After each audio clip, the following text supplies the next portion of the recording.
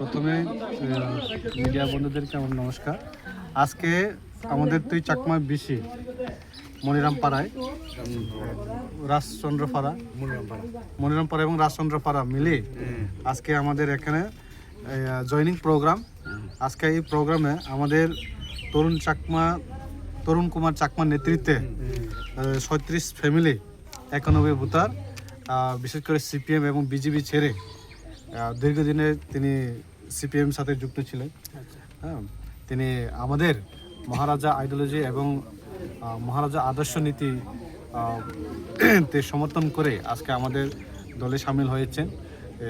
আজকে আমি এই প্রথম আমাদের নির্বাচনের পরে আমাদের আগামী দিনের এই যে তুই চাকমা নারকেলকুঞ্জ এবং ঠাকুরসরা নয়, সারা রাইমাবিলি এবং 24 রাইমাবিলি প্রত্যেক দিন এখন থেকে শুরু হবে আমাদের জয়নিং প্রোগ্রাম এবং বিভিন্ন দল থেকে আসা শুরু হয়েছে।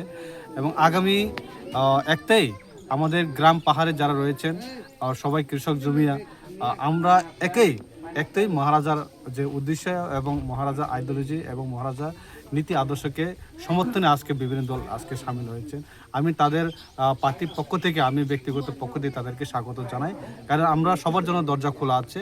আমরা যাতে এই এলাকা সবাই মিলে যাতে আমরা কাজ করলে যাতে আমাদের আগামী ভবিষ্যৎ জন্য আমরা কিছু করতে পারি, এই আশা আকাঙ্ক্ষা আমরা সবার কাছে আমরা রাখি। এবং আমি আর একটা কথা বলবো, যারা যুবক এবং কৃষক এবং এখানে বিশেষ করে তুই চাকমা এবং কিছু কিছু মানুষ আমাদেরকে বিভ্রান্ত করে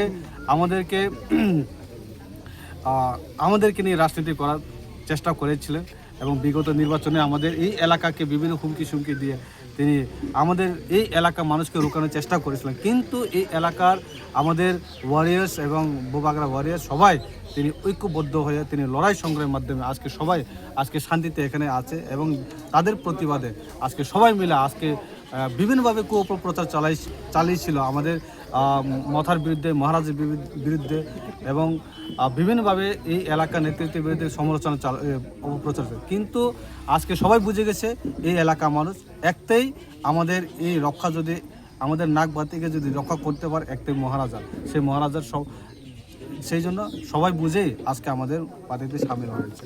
ধন্যবাদ।